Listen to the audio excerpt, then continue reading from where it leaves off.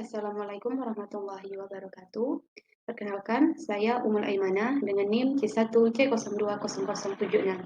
Pada video kali ini, saya akan menjelaskan materi terkait teori dan pengembangan hipotesis, di mana video ini saya buat dalam rangka memenuhi tugas mata kuliah metodologi penelitian dengan dosen pengampu Dr. Wirmi Eka Putra, SE, MSI, CI, KNR, CSRS. Adapun pokok bahasan yang akan dibahas yaitu yang pertama definisi teori, yang kedua tingkat dan fokus teori, yang ketiga kegunaan teori dalam penelitian, yang keempat deskripsi teori, yang kelima definisi hipotesis, dan yang keenam yaitu jenis-jenis hipotesis. Definisi teori. Nah, teori ini dapat didefinisikan sebagai seperangkat konstruksi atau konsep, definisi, dan proposisi yang berfungsi untuk melihat fenomena secara sistematis melalui spesifikasi hubungan antara variabel sehingga dapat berguna untuk menjalankan dan meramal fenomena. Itu menurut Neumann. Nah, atau bisa juga didefinisikan sebagai seperangkat konstruk atau variabel yang saling berhubungan yang berasosiasi dengan proposisi atau hipotesis yang memerinci hubungan antara variabel. Nah, biasanya dalam konteks magnitude atau direction. Suatu teori dalam penelitian itu bisa saja berfungsi sebagai argumentasi, pembahasan, atau alasan. Teori biasanya membantu menjelaskan atau memprediksi fenomena yang muncul di dunia. Menurut Labovitz and Hagedorn 1971, itu menambahkan definisi ide teori rasionalitasnya, yang mana didefinisikan sebagai usaha mengetahui bagaimana dan mengapa variabel-variabel dan pernyataan-pernyataan relasional saling berhubungan satu sama lain. Nah, mengapa variabel independen atau X bisa mempengaruhi variabel dependen Y. Nah, teori dapat memberikan penjelasan daripada prediksi yang diharapkan tersebut. Kemudian itu tingkat dan fokus teori. Nah, menurut Neumann, dalam buku Sugiono tahun 2008, itu mengatakan bahwa tingkat teori dapat dibedakan menjadi 3, yaitu yang pertama mikro, yang kedua meso, yang ketiga makro. Nah, yang pertama yaitu mikro, maksudnya itu memerlukan hanya sedikit waktu, tempat, dan sejumlah orang, dan konsep itu biasanya tidak terlalu abstrak. Yang kedua ada meso. Meso ini maksudnya mencoba menarik benang merah antara mikro dan makro. Contohnya itu teori organisasi dan generasi sosial atau komunitas tertentu. Dan yang ketiga yaitu makro. Nah, makro ini berkenaan dengan hal-hal yang operasional seperti lembaga sosial, sistem budaya secara keseluruhan, dan keseluruhan masyarakat. Level ini banyak menggunakan konsep dan abstrak.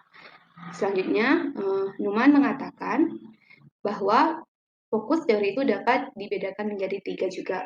Yang pertama yaitu teori substantif, yang kedua teori formal, dan yang ketiga teori pertengahan. Nah, teori substantif ini yaitu pengembangan dari hal-hal yang khusus seperti aksi pemogokan kerja, kelompok anak nakal, penceraian, atau pertentangan antara golongan. Kemudian teori formal itu yaitu konsep yang global di dalam ilmu umum, seperti penyimpangan dalam bidang sosial dan kekuasaan.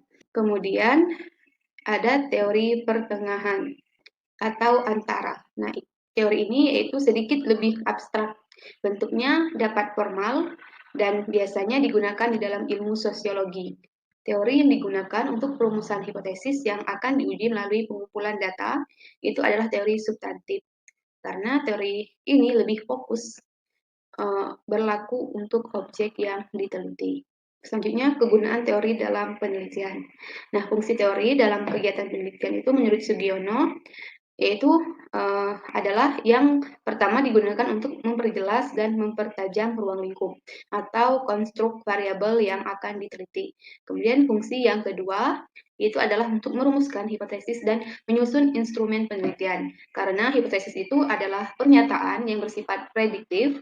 Nah, selanjutnya fungsi yang ketiga itu ada digunakan untuk membahas hasil penelitian, sehingga selanjutnya digunakan untuk memberikan saran dalam upaya memecahkan masalah.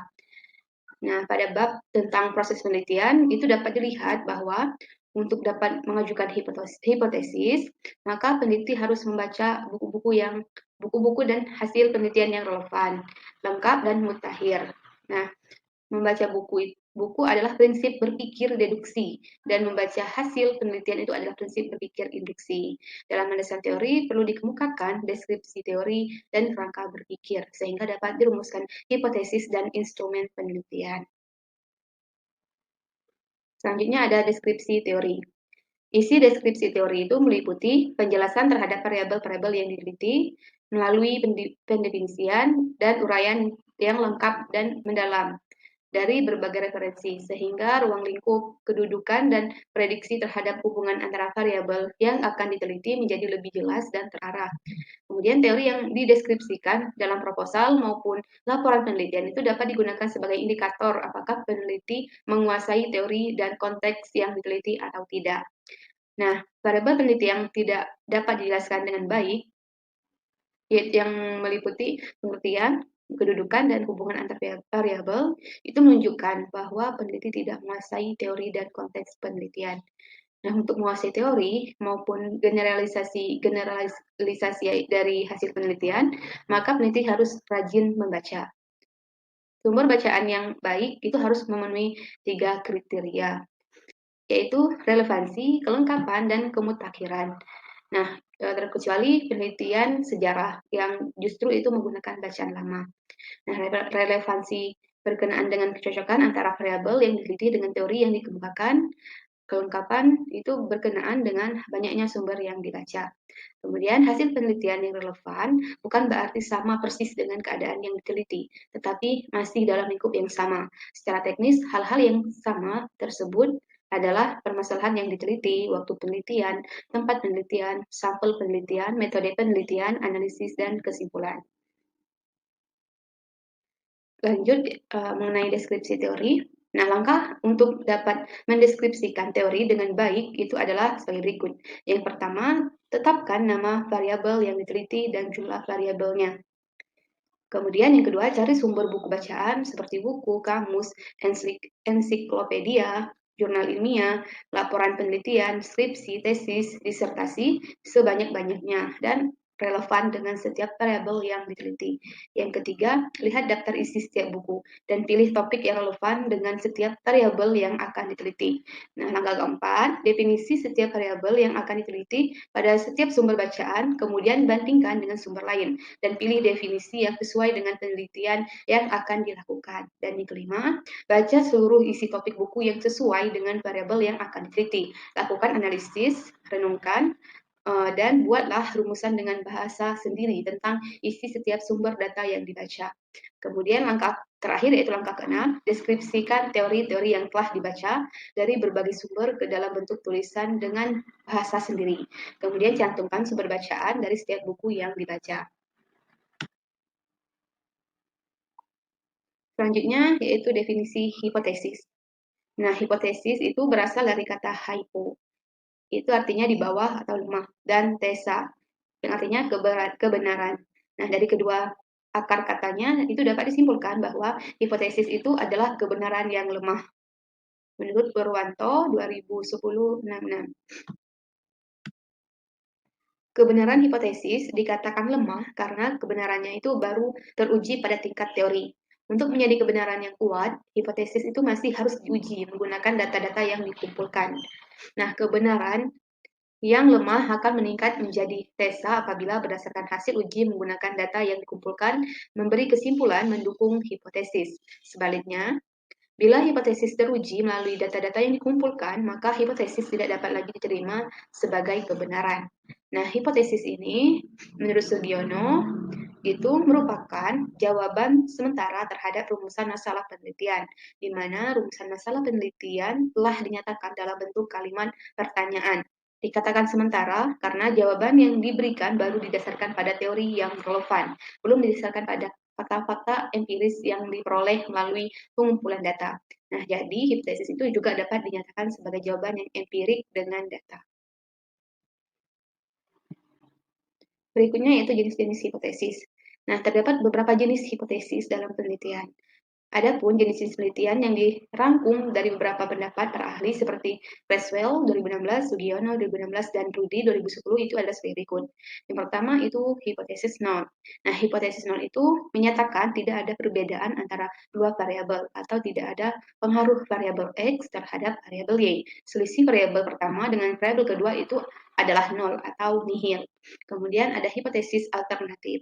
Hipotesis alternatif ini merepresentasikan pemikiran peneliti mengenai penelitiannya yang berlandaskan pada sebagai teori dan literatur yang relevan. Hipotesis alternatif bisa dikatakan lawan dari hipotesis nol. Nah, hipotesis alternatif juga bisa berisi pertanyaan operasional penelitian. Juga bisa berisi pernyataan operasional penelitian. Kemudian ada hipotesis direksional. Hipotesis direksional itu mengilustrasikan suatu kemungkinan dengan pernyataan lebih tinggi, lebih banyak berubah, atau lebih signifikan. Nah, kemudian ada hipotesis non-direksional. Hipotesis non-direksional itu dijelaskan dengan prediksi yang dibuat tidak secara pasti terperinci, karena peneliti tidak mengetahui apa yang diprediksikan dari literatur sebelumnya. Selanjutnya ada hipotesis deskriptif. Hipotesis deskriptif itu menggambarkan karakteristik suatu satuan awal yang menjadi fokus perhatian penelitian. Hipotesis ini menyatakan jawaban sementara terhadap masalah deskriptif yang berkenan dengan variabel mandiri. Selanjutnya ada hipotesis komparatif. Nah, hipotesis komparatif ini menggambarkan hubungan antara dua atau lebih variabel, tetapi tidak menunjukkan variabel mana yang menjadi sebab dan variabel mana yang menjadi akibat dalam hubungan tersebut. Pada hipotesis ini terdapat pernyataan yang menunjukkan dugaan nilai dalam satu variabel atau lebih pada sampel yang berbeda. Selanjutnya yaitu ada hipotesis asosiatif atau hubungan. Hipotesis asosiatif itu menunjukkan variabel mana yang menjadi sebab dan variabel mana yang menjadi akibat. Nah, pernyataan yang menunjukkan dugaan tentang hubungan antar dua variabel atau lebih. Nah, dari penyampaian materi yang telah saya sampaikan tadi, dapat kita simpulkan bahwa teori dalam penelitian itu bisa berfungsi sebagai bentuk dari argumentasi, pembahasan, atau alasan. Teori membantu menjelaskan atau memprediksi berbagai fenomena yang terjadi dalam kehidupan sehari-hari. Urgensi teori dalam penelitian itu adalah sebagai suatu dasar seorang peneliti dalam merumuskan hipotesis. Hipotesis menjadi dugaan berdasarkan keterangan teori yang sementara diterima sebagai kebenaran sambil menunggu pengujian menggunakan data empiris. Terdapat beberapa jenis hipotesis, diantaranya yaitu hipotesis nol, hipotesis alternatif, hipotesis direksional, hipotesis non-direksional, hipotesis deskriptif, hipotesis komparatif, dan hipotesis asosiatif. Masing-masing dari jenis penelitian tersebut digunakan sesuai dengan karakteristik rumusan masalah penelitian. Sekian yang dapat saya sampaikan mengenai teori dan pengembangan hipotesis. Lebih dan kurangnya saya mohon maaf. Saya akhiri. Wassalamualaikum warahmatullahi wabarakatuh.